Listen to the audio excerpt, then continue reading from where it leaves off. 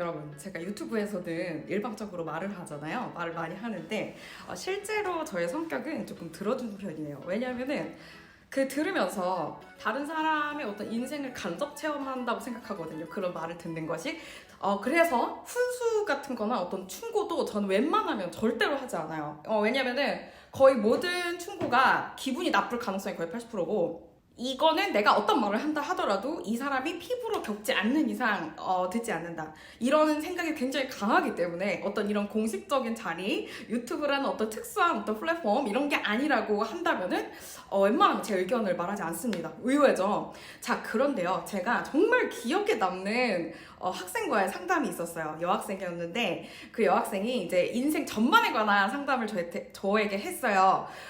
일단은 그 여학생은 막 운동을 해가지고 이렇게 뭔가 이렇게 쉐입도 좀 좋아지고 싶고 성적도 좋아지고 싶은데 자기는 공부 스타일이 명확하대요. 그러니까 아무튼 공부들 라이프 스타일이 명확하대. 그게 뭐냐면 조금씩 하는 걸 좋아한대요. 조금씩. 그러니까 조금씩 하는 거를 이제 좋아한다라는 말을 하더라고요.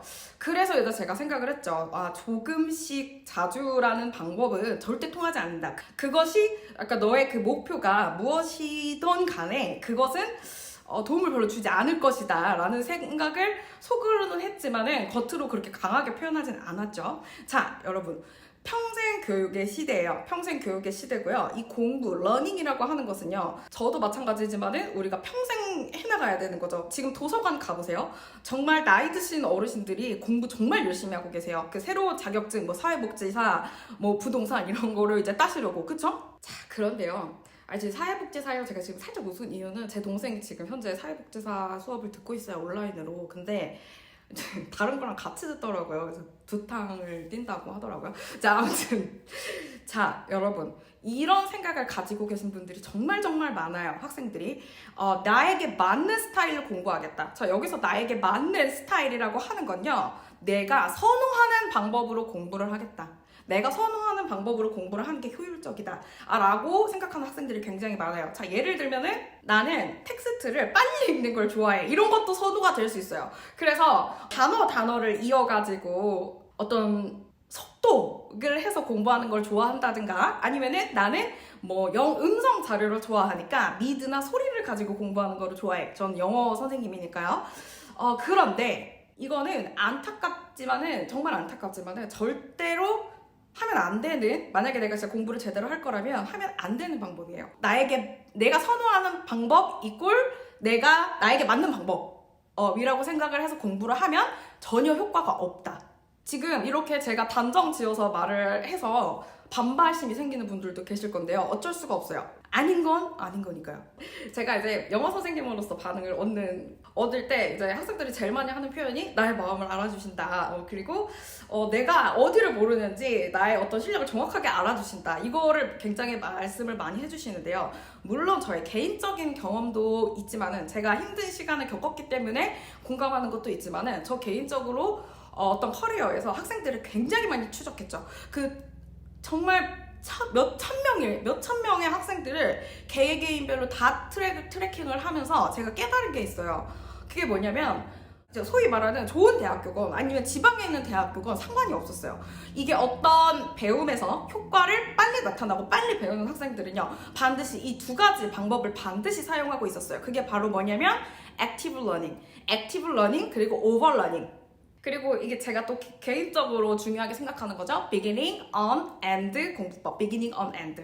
처음과 끝을 전체적으로 보고 그 다음에 이제 맥락을 파악해서 숲을 들여다보는 그런 공부법을, 이 세 가지를요 반드시 사용하고 있었어요. 이게 제가 정말 존경하는 선생님이 한 분 계시는데, 제가 옛날에 학생 때 영어를 배웠던 그 선생님께서도 똑같은 말씀을 하신 적이 있으세요. 그러니까 내가 세월이 지나서 그 말이 다시 생각이 난 거예요. 맞다, 그 선생님도 그 말을 하셨지. 공부라고 하는 거, 뭔가를 배운다고 하는 것에는 개인차 같은 건 없다. 개인의 어떤 선호도에 따라서 달라지는 건 없다. 되는 방법과 안 되는 방법만 있을 뿐이다. 네, 그래서 이거가 가장 극심하게 드러나는 그 사례가 뭐냐면요, 여러분, 바로 토익 파트 7이에요. 토익 파트 7. 이 토익 파트 7을 네, 여러분 토익 한 번씩 다 보신 적 있으시죠? 이 토익 파트 7 풀 때 문제부터 봐야 될까요? 지문부터 봐야 될까요? 네, 당연히 지문부터 봐야 돼요. 왜냐하면 여러 가지 이유가 있지만은 일단은 그 토익 시험이라는 게 뭐 문제를 읽고 문제부터 읽고 그것을 이제 머리에 바탕으로 둔 다음에 보면은 이제 워딩으로 그거를 뭔가 껴 맞출 수 있을 정도로 그 파트 7이 호락호락하지 않아요. 일단 이게 첫 번째고, 그리고 두 번째는 굉장히 빠른 속도로 지문을 처음부터 끝까지 beginning on end죠. beginning on end 이해하고 있어야지만 나중에 그 imply 우리나라 말로 암시 문제까지도 풀 수 있어요. 뭐 이거에 관해서는 제가 뭐 이 영상에 올려놨으니까 혹시 궁금하신 분들은 보시고요. 자, 그런데 지금 제가 말한 이 영상에요, 굉장히 많은 그 어떤 논란의 댓글들이 달렸어요. 문제부터 보아야지. 그럼 뭐 두 문제 있는 것도 뭐 문제를 읽지 않느냐. 웬만하면 안 읽는 게 좋아요. 네, 왜냐면은 여기서 이제 토익 얘기가 아니니까 하지 말고, 이 토익 파트 7처럼 이렇게 선생님 저는 문제부터 읽는 게 더 제 취향이 맞아요. 선생님 저는 지문부터 읽는 게 제 취향이 맞아요. 이 문제가 아니에요. 지문부터 읽으면 더 빨리 문제를 높은 정답률로 풀 수 있어요. 문제부터 읽으면 정답을 맞추는데 굉장히 방해가 됩니다. 자, 그래요. 지금 이거는 변하지 않는 사실이죠.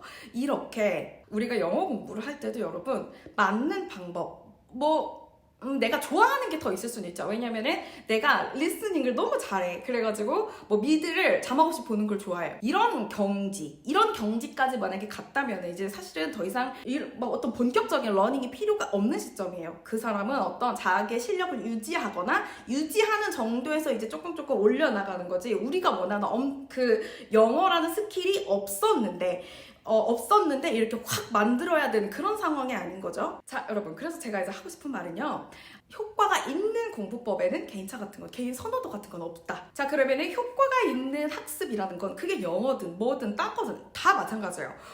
세 가지죠. 첫 번째는 active learning, 두 번째는 over learning, 세 번째는 beginning on end learning. 이 세 가지가 반드시 있어야 돼요. 사실은 저의 모든 강의와 컨텐츠에는 학생들이 이 세 가지를 자동으로 강제로 할 수 있게끔 이제 이것을 기반을 해가지고 다 제작이 되었죠. 그래서 오버러닝과 액티브 러닝이 궁금하신 분들은요, 이 영상을 참고해 주시고, beginning on end 영상 같은 경우에는 제가 따로 특별히 다른 영상은 없는 것 같아요. 또 이것도 방법이 있죠. 이것도 제가 한번 기회가 되면 만들어 보도록 하겠습니다. 제가 다음 주에 와디즈에서 세미나를 하잖아요. 네, 근데 그때는 이 얘기를 할 예정이에요. beginning on end. 자, 여러분. 네. 그래서 아마 이제 동의하지 않으시는 분들도 계실 거예요. 틀림없이. 근데 저는 그거에 대해서는 이런 생각. 받아들이든 안 받아들이든 그것은 본인 자유. 하지만 진실은 언제나 하나. 네, 여러분. 오늘 영상이 도움이 되셨나요? 오늘 영상이 도움이 되셨다면 좋아요, 구독, 댓글 모두 환영이고요. 오늘 그럼 다음 영상에서 만나요. 바이바이.